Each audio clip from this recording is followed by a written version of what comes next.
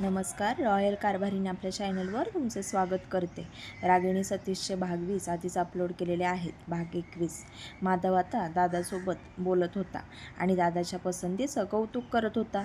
सतीशला म्हणाला, खरंच दादा, तुझी पसंत ही लाखात एकच असणार. आणि तुला एक सांगू का, बरं झालं ती मोना आपल्या घरात येणार नाही आणि वहिनीला घेऊन आपल्या घरी येतच आहेस तर दोनाचे चार हात होऊ दे की. सतीश माधवला म्हणाला, अरे हो, दोनाचे चार हात तर होणारच आहेत, म्हणून तर तिला घेऊन येत आहे ना. म्हणजे मला नाही समजलं. सतीश माधवला म्हणाला, अरे समजेल, मला घरी तरी येऊ दे, मग सगळं सविस्तर सांगतो तुला, असं म्हणाला. आणि माधव म्हणाला, ठीक आहे दादा, निवांत सांग, काही हरकत नाही. फक्त वहिनींना म्हणावं, त्यांच्या दिराचं मन जिंकायचं असेल तर दिराला रोज चमचमीत करून खायला घालावं लागेल. रागिणी पण आता हसायला लागली आणि रागिणीने डोळ्यांनीच सतीशला इशारा केला. सतीश म्हणाला, बघ तुझी वहिनी हो म्हणत आहे आणि काहीही काळजी करू नकोस. अरे तुझी वहिनी सुगरण आहे जेवणाच्या बाबतीत आणि सगळ्याच बाबतीत खूप हुशार आहे बरं का. चल ठेवू का आता फोन, ड्रायव्हिंग करतोय. माधव म्हणाला, हो दादा, बाय. सतीशने फोन कट केला आणि रागिणी सतीशला म्हणाली, काय हो, काही पण काय सांगता माझ्याबद्दल त्यांना. सतीश म्हणाला, चेष्टा केली ग, आणि आमच्या दोघांच्यात असं चालतं भावाभावांमध्ये, एवढं सिरियसली घेत जाऊ नकोच. पण त्यांनी मला पाहिलं नाही, मग उगाच त्यांचा गैरसमज झाला तर. नाही होणार गैरसमज. कसा होईल गैरसमज? आणि आहेस का नाही तू माझी रणरागिणी, सांग बरं. रागिणी म्हणाली, आहे, पण ती माझी दुसरी बाजू आहे आणि वाईट होत असेल किंवा अन्याय होत असला तरच मी ती दाखवते, नाहीतर मी तशी नाही. मी एखाद्याला जीव लावणारी आहे, एखाद्याला लगेच आपलं करणारी आहे. जसं मला लावलंस, हो ना. आणि मला कसं आपलं केलंस, माझं मलाच कळलं नाही. कधी तुझा झालो आणि कधी तुझ्या मधाळ डोळ्यामध्ये, तुझ्या त्या धारदार नजरेमध्ये, तुझ्या या गुलाबी ओठांमध्ये, मऊ लुसलुशीत गालांमध्ये, त्या हरणीसारख्या गळ्यामध्ये, त्या तुझ्या कमनीय कमरेच्या बांध्यामध्ये. रूपाने आता घशातून थोडासा खकरण्याचा आवाज काढला आणि सरांना म्हणाली, सर अजून खाली जाऊ नका, गाडीत मी सुद्धा बसली आहे हे विसरू नका.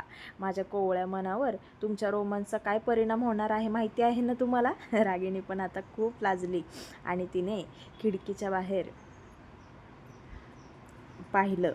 मनातच म्हणाली, खरंच काय म्हणावं ह्या सरांना, काहीच कळत नाही मला. रूपा आहे मागे याचं सुद्धा भान नाही. बरं ताई, मी काय म्हणते, तुझ्या लग्नात तुझ्या हातावरती मीच मेहंदी काढणार. सतीश म्हणाला, तूच काढ आणि अगदी कोपऱ्यापासून काढ, पायावर सुद्धा. माझ्या बायकोच्या अगदी गुडघ्यापासून मेहंदी काढायची. रूपा म्हणाली, काढेल की, माझ्या लाडक्या ताईचं लग्न आहे, का नाही काढणार. पण काय ग ताई, मला भूक लागली आहे, तू काही घेऊन आली आहेस का डब्यामध्ये. रागिणी म्हणाली, नाही, काही नाही आणलं. तुला पोटभर खायला काय झालं होतं. ताई, अगं काय करू मी, तुझीच घाई चालली होती. सर मला खूप भूक लागली आहे, कुठेतरी गाडी थांबवा ना.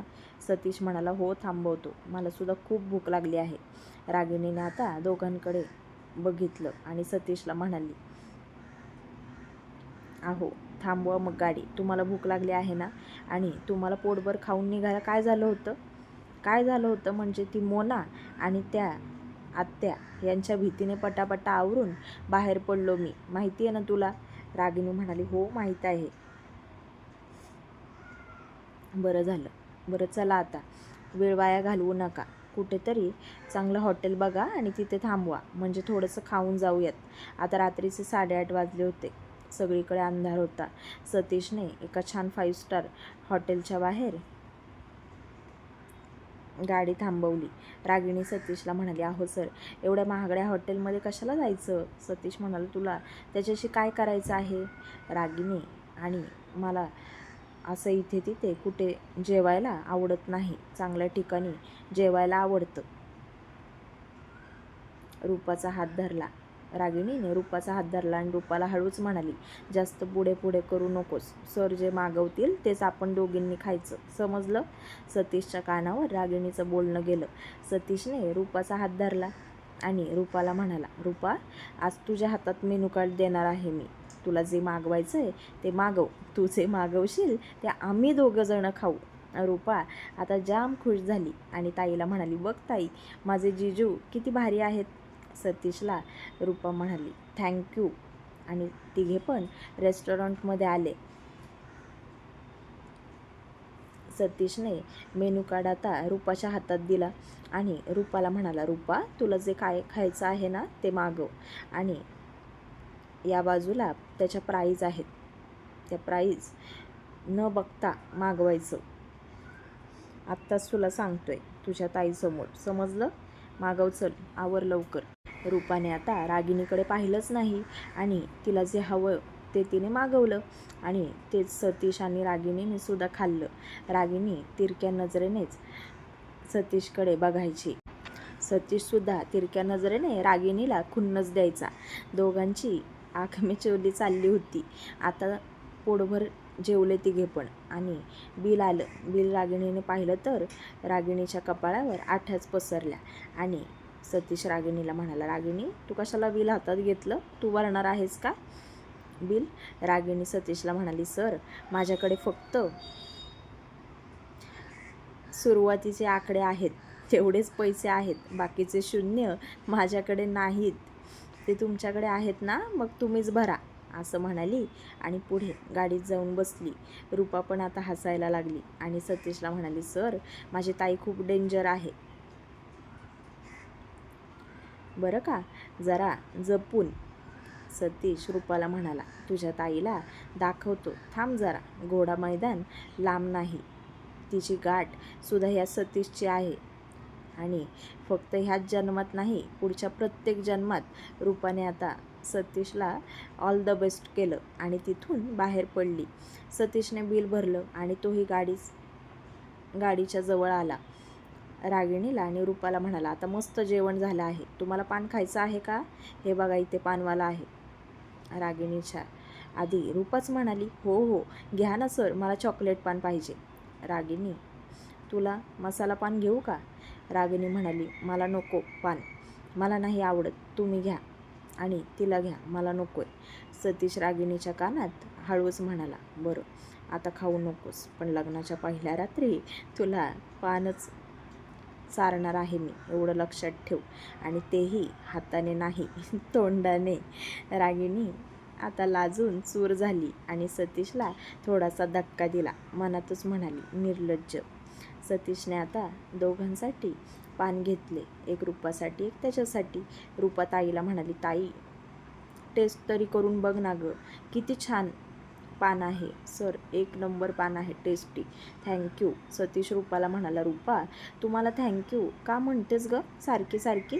मी कोणी पारका आहे का? तुझ्या ताईचा होणारा नवरा आहे मी, तुझा हक्क आहे माझ्यावर. साली आधी घरवाली होती है, आप मेरे आधी घरवाली हो, तो आपका मुझ पर पूरा हक तो नहीं, लेकिन आधा हक है. रूपा पण आता हसायला लागली आणि सरांना म्हणाली, हो सर, आता यापुढे मी तुम्हाला थँक्यू म्हणणार नाही, पण मला तुम्हाला थँक्यू म्हणूसं वाटतं, का माहीत आहे का? सतीश म्हणाला, का? कारण की तुम्ही माझ्या ताईच्या आयुष्यात आलात. तुम्हाला नाही, पण त्या देवाला मी थँक्यू म्हणणार आहे, कारण की खरंच आम्ही त्या नरकातनं बाहेर पडलो नसतो तर आम्हाला तुम्ही भेटलाच नसतात. काय गं ताई? रूपाने आता रागिणीला सगळ्या जुन्या आठवणी काढून दिल्या आणि रागिणीच्या डोळ्यात थोडी का होईना पण घरच्यांबद्दल ओढ लागली होती. तिला सुद्धा ते कसेही वागले तरी त्यांची आठवण यायची, काकाची, काकूची, तिच्या वडिलांची आठवण यायची, पण ती काहीच करू शकत नव्हती त्यांची आठवण आली तरी. नंतर ते जसे त्या दोघींसोबत वागले आहेत हे सगळं तिला आठवायचं आणि तिचं मन परत घट्ट करायची. रागिणी आता शांत झाली आणि सतीश रूपाला म्हणाला, रूपा, आता इथून पुढे मागची आठवण काढायची नाही, कारण की कसं आहे ना, आपल्या आयुष्यात आता चांगले क्षण येणार आहेत आणि ह्या चांगल्या क्षणावर दुःखाची झालर आपल्याला पांघरायची नाही. जे झालं ते झालं. आता नेहमी आनंदात राहायचं, खुश राहायचं आपण. आणि तुझी ताई म्हणजे माझा जीव आहे आणि तू माझी जबाबदारी आहेस. या दोन्ही गोष्टी मला नीट पाडायच्या आहेत. तुला सुद्धा चांगला मुलगा बघून तुझं लग्न लावायचं आहे आणि तुला कधीही अडचण आली तरी मी सदैव तुझ्या पाठीशी राहीन, एवढं लक्षात ठेव. रागिणीने आता सतीशकडे पाहिलं आणि तिच्या डोळ्यात पाणी आलं होतं. खरंच मी दिवस काढले ते वाया गेले नाहीत. देवाने माझ्या पदरात यांच्यासारखा माणूस टाकला आहे. माझे सगळे वाईट दिवसानंतर आनंद एकाच दिवशी देवाने मला दिला आहे, सतीश सरांच्या रूपात. आता मला कशाची चिंता नाही, रूपाची सुद्धा नाही आणि माझी सुद्धा नाही. सर, तुम्हाला फक्त मी प्रेमच करायला पाहिजे ना तुमच्यावर. मी अगदी भरभरून प्रेम करणार, अगदी मनापासून. कारण की आता तुम्ही माझं हृदय जिंकलेलं आहे. माझ्या हृदयाचे मालक झालेले आहात तुम्ही. रागिणी आता हे सगळं मनातल्या मनात बोलत होती आणि सतीश आता थोडासा तिच्याकडे झुकला. रागिणी म्हणाली, काय झालं? सतीश म्हणाला, बघतोय, ऐकायला येतंय का तुझ्या मनातलं?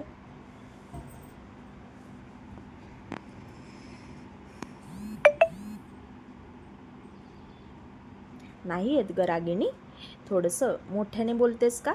म्हणजे मला पण ऐकायला येईल. नक्की तू काय बोलत आहेस ते? मनातल्या मनात चांगलं बोलत आहेस ना?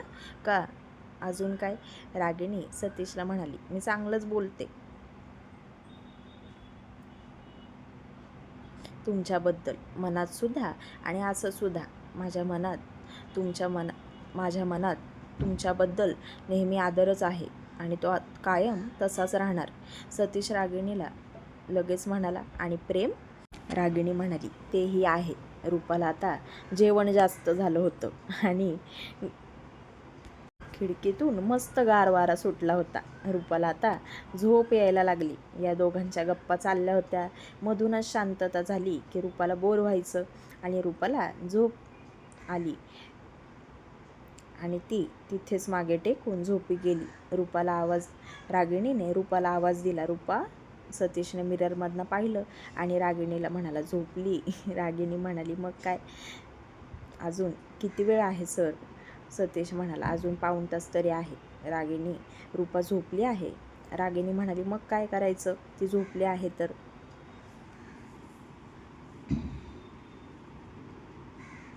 सतीशने आता रागिणीच्या कानावर ना हळुवार त्याचा अंगठा फिरवला आणि रागिणीला म्हणाला, काय करणार आहे मी, ओळख बरं. रागिणी जरा सरकूनच बसली आणि सतीशला म्हणाली, गप्प बसा. ती मागेच बसली आहे, उगाच जाग वगैरे आली ना तिला तर मला खूप लाज वाटेल.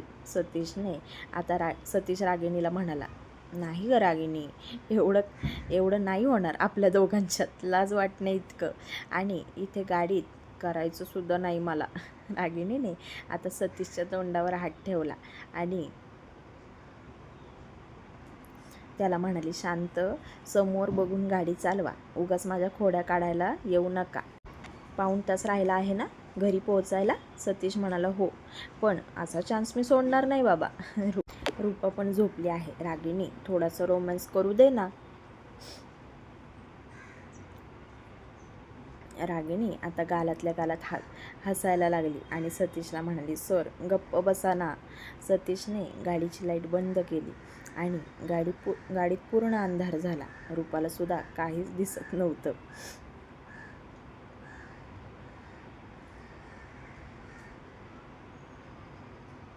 आणि रागिणीला सतीश आता काय करेल याचा विचार करूनच तिच्या छातीत धडधडायला लागलं. पुढील भाग पाहण्यासाठी चॅनलशी कनेक्टेड राहा.